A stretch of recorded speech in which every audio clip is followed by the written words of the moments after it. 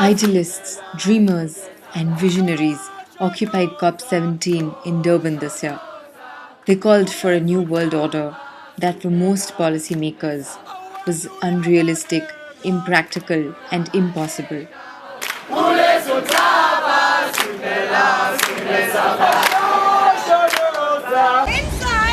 Inside the United Nations are talking about climate change. And how our world can respond to it. I have been a negotiator for 2.5 years.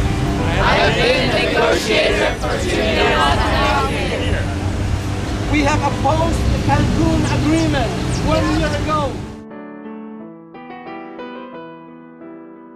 In 2010, 350,000 persons died because of natural disasters that have to do with climate change. We are already suffering the effects of climate change. And in my country, we have lost 1/3 of the glaciers of our mountains, with less than 1 degree Celsius increase in the temperature. Can you imagine what is going to happen if we have an increase in the temperature of more than 4 to 6 degrees Celsius? And as delegates, as governments of social movements, we cannot remain silent when this kind of agreements are approved in this kind of conference. On one side, they want to burn the planet and they want to make business with the tragedy of humankind.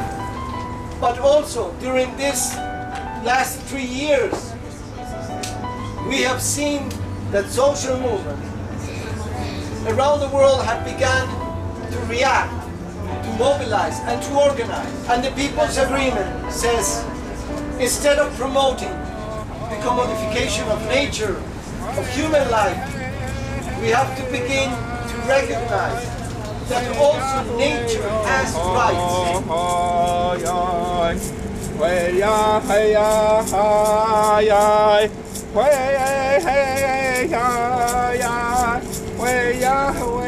In our languages, we don't have a word for rights. They said it's about responsibilities. We have responsibility to protect Mother Earth. The Indigenous peoples are here this morning asking for the healing of our Mother Earth. And we are seeing that Mother Earth cannot continue to thrive with the deforestation that's taken effect. And even the way that we mine heavy metals and uranium, and we take substance of Mother Earth from her body, that is unsustainable. We're always confronted with these colonial laws that really define nature as a property right. Even a corporation has more rights than an indigenous person. In the recent 20 years, we started to experience literally the percolation of toxic chemicals coming out of the ground from the disposal of municipal waste, industrial waste, even nuclear waste from the Cold Wars and experimentation of nuclear weapons. And a lot of this waste was coming out into people of color. Respect Indigenous people's rights! Respect Indigenous people's rights! Respect Indigenous people's rights! Respect Indigenous people's rights! Respect Indigenous people's rights! Respect Indigenous people's rights!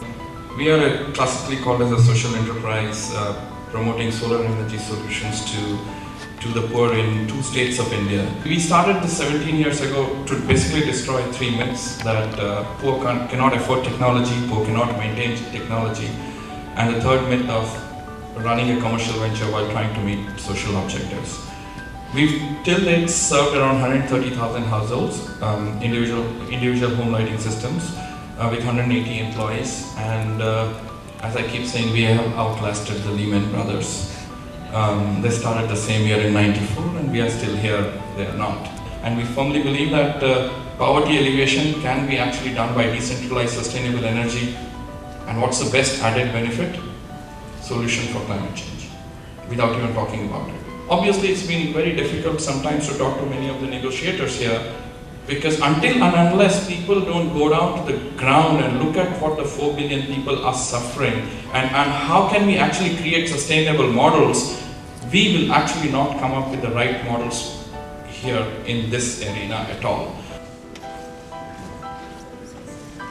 Arriving in Durban, I knew these are the difficulties when you look at 180, 90 plus countries negotiating, yes. But I also thought in my naive thought process that also I would find solutions.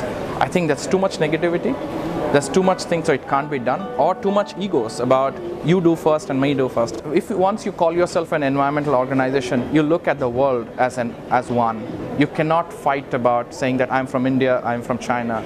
You have to look at the world's interest first, then your nation's interest. I think a lot of people are confusing nationalism with environmentalism here.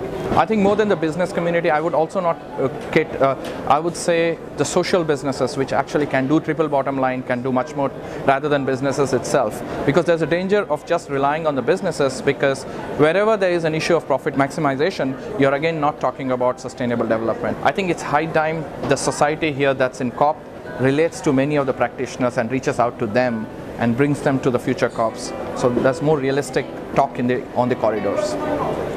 We must stay here. We must stay here. They must hear us. They must hear us. In the conference rooms. In the conference room. We must be the soundtrack. We must be the soundtrack. As they decide. As they decide. The fate of the world. The fate of the world. As they decide. As they decide. Who lives. Who lives. And who dies. And who dies. I came here. I came here.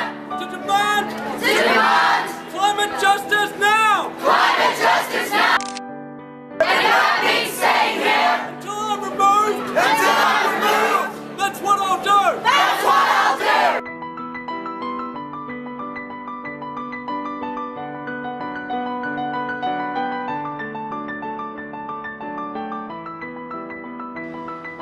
It's time to be unreasonable, impractical, aim for the heaven in search of earth, because the greater danger lies not in setting our aim too high and falling short, but in setting it too low to achieve the mark, because it's the only path that can salvage Mother Earth as we know her before it's too late.